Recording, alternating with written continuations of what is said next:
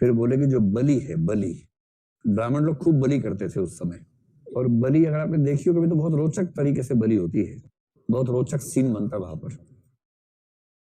तो मैंने एक दो ऐसे मंदिरों में यात्रा की जहां बलि प्रथा होती है, मैं देखने का कैसे करते हैं वो लोग। तो एक मंदिर बहुत ही प्रसिद्ध है या कुख्यात है इस मामले में, महिषी का मंदिर आपने सुना होगा, बिहार में एक बड़ी प्रसिद्ध जगह है, मंडन मिश्र जहाँ के रहने वाले थे वो इलाका है। तो मैं वहां एक बार देखने गया कि कैसे वहां उस दिन पता लगा कि बहुत बड़ा बलि यज्ञ होने वाला है, तो मैंने वहीं था, चलो देखते हैं, कुछ तो जी के बढ़ेगी कम से कम। तो वहां गए तो एक बकरा छोटा सा था, उसको रिक्शा के ऊपर लेके आ रहे थे, रिक्शा की जो सामान वाली रिक्शा जो होती है वो, उसके ऊपर वो खड़ा हुआ था, तीन चार लोग आसपास नाचते हुए आ रहे थे। बकरा बड़ा खुश था, उसको लगा मेरी शादी होने वाली है, कि बड़ा खुश था और काफी अच्छे स्मार्टली बिहेव कर रहा था कि आज शादी में ठीक से बिहेव करूं। फिर मंदिर आ गया, उसको उतारा गोदी में, वो बड़ा खुश किया, उसको गोदी में लेके जा रहे हैं। फिर उसको नहलाए और खुश की, लगता है हल्दी लगाएंगे, हल्दी चंदन का टीका लगेगा, बन्नों को हल्दी तो लगाएंगे ना पहले, तब तो शादी होगी उसकी। उसके बाद उसको लेके भगवान जी की मूर्ति के पास, मैं साथ साथ चल रहा था देखने के लिए क्या करते हैं लोग। तो उसमें नियम क्या बना रखा था कि ऊपर पुष्प है बहुत सारे, अगर मूर्ति से पुष्प गिरा बकरे के ऊपर तो इसमें देवी चाहती है कि बलि दो, यदि फूल नहीं गिरा तो देवी नहीं चाहती है कि बलि दो। उसका मालिक लाया था बलि देने के लिए, उसको ले गए वहां, देवी ने चाहा ही नहीं, फूल गिरा ही नहीं। काफी देर खड़े रहे उसको कि गिर जाए गिर जाए, गिरा ही नहीं फूल बहुत देर तक। अंत में उसको लेके, मुझे बड़ी खुशी हुई कि चलो एक तो बचा किसी तरह से। फिर पता लगा जिसके ऊपर फूल नहीं गिरता उसको फिर से लेके आते थोड़ी देर के बाद, 5-7 मिनट के बाद उसको घुमा के फिर से ले आए। और जब घुमा के लाए, वहां से लाए जहां कई बकरे कट रहे थे, उसने देख लिया कि मेरे भाइयों का क्या हाल हो रहा है। अच्छा वो तो शादी के मूड में था, उसको लगा मेरी शादी होने वाली है, उसको पता लगा कि ये तो ये होने वाला, मतलब सार सार एक ही है दोनों बातों का, लेकिन प्रक्रिया तो अलग अलग है। तो दूसरी बार फिर उसको लेके आए, अब वो थोड़ा डर भी रहा था।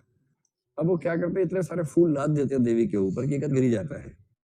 बहुत लाद दी है, जब देखा उसे हल्का सा ऐसे कर दिया उसको, तो एक फूल गिर गया उसके ऊपर। जैसे ही फूल गिरा, बधाई हो, देवी ने मांगा है, देवी को बलि चाहिए। फिर उसको ले गए, बाहर का साई था, उससे मोल भाव हुआ। उसने कहा 200 रुपए लूंगा काटने के, उन्होंने कहा 50 में काट दे भाई, थोड़ा खिला भी देंगे तुझे थोड़ा सा। करते करते बार्गेनिंग में जो फाइनल हुआ, उसके बाद एक खूंटा होता, उसमें गर्दन फंसा, ऊपर से पैक कर देते, बंद कर देते, सब खूंटा फंस गया, पूरी ताकत लगा रही, गर्दन निकल नहीं रही है। और वो कसाई सामने, उसके सामने तलवार में धार लगाता रहता ऐसे ऐसे करके, उधर 3-4 पड़े हुए नीचे, गर्दन कटी हुई, बाकी खून बह रहा, 3-4 पड़े हैं, ये भाई साहब फंसे हुए हैं और इसको देख रहे हैं, ये ऐसे ऐसे तलवार में धार लगा रहा है ऐसे करके। और उसके बाद गया और ऐसे करके, मतलब ये अच्छा है कि बहुत धीरे धीरे नहीं मारते हैं, एक खटाक से मारा, खत्म। और मैंने पहली बार एक बड़ा रोचक दृश्य देखा कि गर्दन कटने के बाद भी 20-30 सेकंड तक बॉडी में हरकतें होती रहती हैं, तो मेरे लिए उस समय नई बात थी, अब तो मैं जानता हूँ उस समय नई बात थी। उसके बाद फिर प्रसाद का वितरण होता है, अब वो प्रसाद हो गया, जो बकरा था अब वो प्रसाद हो गया है। अभी कुछ लोग कह रहे हैं कि चीन में जो कोरोना वायरस है ना, वो बहुत सारे पशु पक्षियों की हाय लगी है उन लोगों को। इतना क्रूर समाज है कि वो टेस्ट के लिए किसी भी हद तक, जैसे एक सांप है, उनको जिंदा सांप खाना है, मरा हुआ नहीं खाना है। तो उनको पता है कि सांप मरेगा जब गर्दन कटेगी, तो सांप जिंदा है, सांप का सिर और पीछे का इतना हिस्सा भी बचा हुआ है, उसके पीछे की त्वचा काट काट के खा रहे हैं। और सांप लगातार वाइब्रेशन में है, लगातार जैसे बहुत परेशान हो, रो रहा हो, और त्वचा पीछे से कट रही है, खाया जाने लगा था, वो एंजॉय कर रहे हैं। एक मछली है, मछली को पकड़ा, बाल्टी में डाला पानी में, जिंदा मछली है, गरम तेल की कढ़ाई है, सीधे उठाया उसमें डाल दिया, और मछली बार बार उछल रही है उसके अंदर, बार बार उछल रही है, और वो 5-6 बार उछलने के बाद उछलना बंद कर देती है, उसे खाते हैं। ऐसे कई वीडियो उसमें लाइन से। ऑक्टोपस को बेसुध कर देते हैं, जान से नहीं मारते, वो प्लेट में आ गया, अब कोई एक सॉस उनके पास है, वो सॉस जैसे ही डालते हैं तड़पता है बहुत जोर से, फिर उसके पार्ट्स काट काट के खा रहे हैं, और वो लगातार तड़प रहा है प्लेट के अंदर। तो मांसाहार का एक रूप ये भी होता है। अच्छा, भारत के बड़े बड़े मांसाहारी जब चीन, कोरिया, श्रीलंका जाते हैं ना, वहां शाकाहारी हो जाते हैं। वहां पर जो नॉनवेज होता है उसमें लिखा होता है इंडियन नॉनवेज, फिर ये मलेशियन नॉनवेज होता है।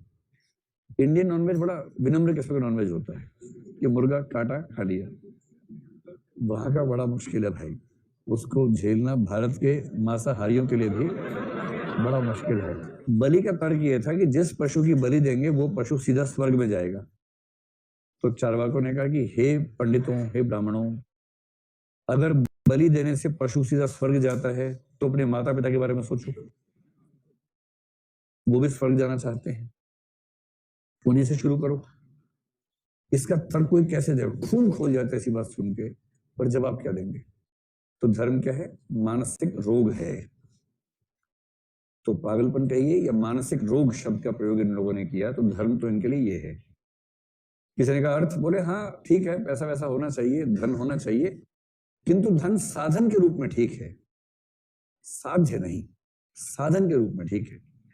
और चारवाक वो लोग हैं जो कहते हैं कि मरते दम में ना चवन्नी भी छोड़ के नहीं मरना है, आखिरी जो पैसा है उससे भी एक बोतल खरीद के पी के मरना है, ऐसे नहीं मरना है।